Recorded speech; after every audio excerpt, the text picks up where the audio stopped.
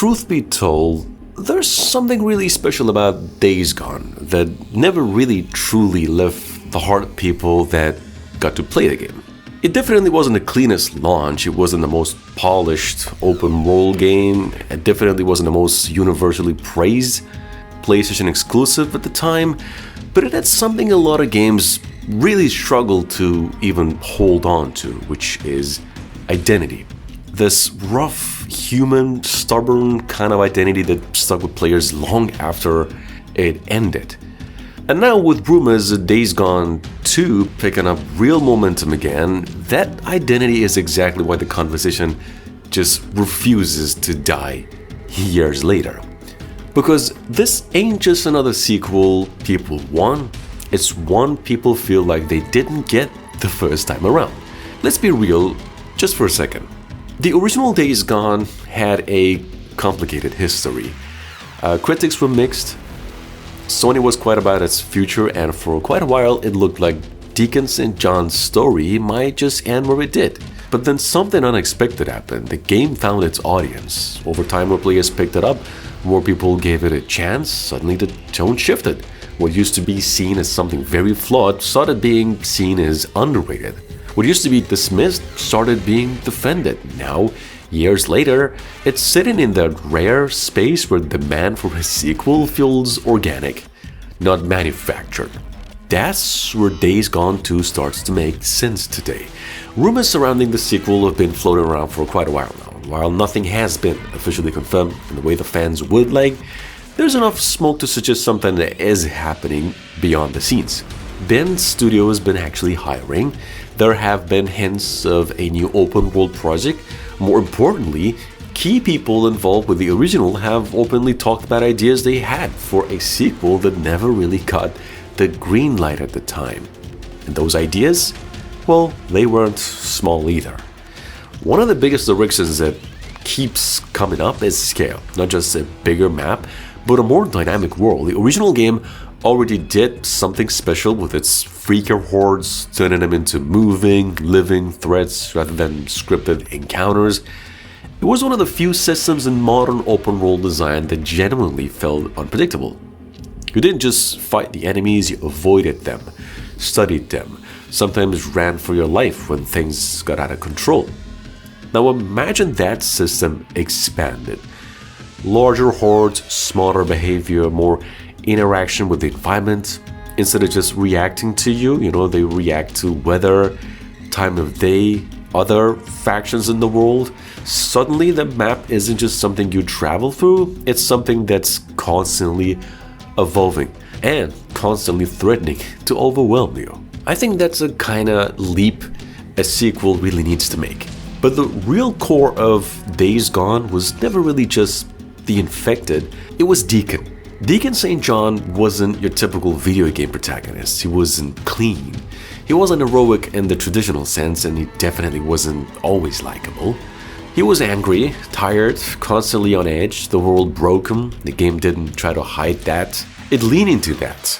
His voice, his muttering, his outbursts, all of it made him feel like someone who was barely holding it together, like me and yourself. Which is exactly why his story worked. By the end of the first game, something changes. Without getting too deep into spoilers, there was a shift, a sense that maybe, just maybe, there's something left to fight for, but it's not a clean ending. It's not a perfect resolution. It's the kind of ending that opens more doors than it closes. That's where Days Gone 2 could really dig in. Because the rumors suggest the sequel wouldn't just continue Deacon's story, it would challenge it. What happens after survival? What happens when the world doesn't magically get better? What happens when the people you trust, the places you build, the fragile senses of stability you create all start to crack under pressure? In fact, there's talk that the sequel could lean more into faction conflict, turning the world into something more than just human versus freakers. Different groups with different ideas of how to rebuild. Some more ruthless than others, some willing to do things Deacon wouldn't accept. That kind of tension could push the story into darker, more grounded territory, something closer to a post-apocalyptic drama rather than a traditional action game. And then there's also the setting. The Pacific Northwest was a huge part of what made the original game stand out. The forests, the mountains, the constant rain, it was all created this heavy, almost oppressive atmosphere that fit the tone perfectly. But a sequel has some room to expand that.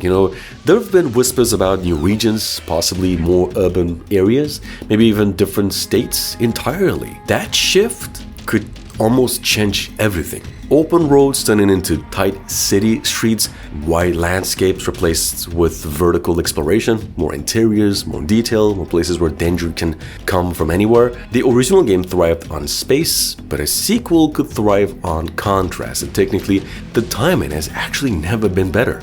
With current hardware, the things Days Gone struggled with before, like performance dips during massive hordes of zombies, could be pushed much further. Fasting loading, denser environments, more complex systems, all of it adds up to a world that feels more alive and more dangerous at the same time.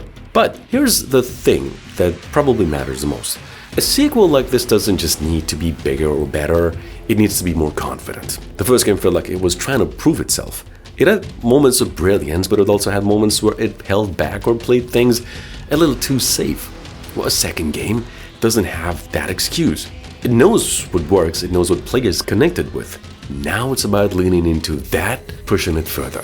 More risk, more tension, more emotional weight, maybe even more player choice.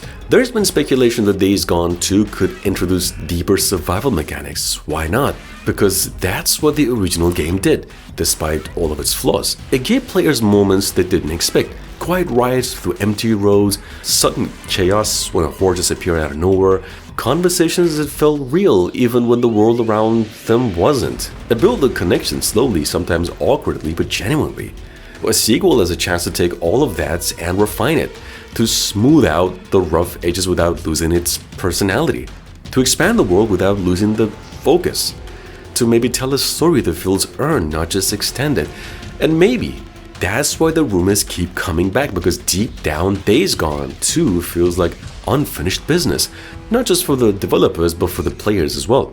A story that didn't quite get the continuation it deserved, a world that still has more to say. And if those rumors turn into something real, if Ben's studio is quietly building something behind the scenes, well then this could end up being one of those rare sequels that arrives not because it was planned from the start, but because it was demanded over time. The kind that carries a little more weight, the kind that knows it has something to prove.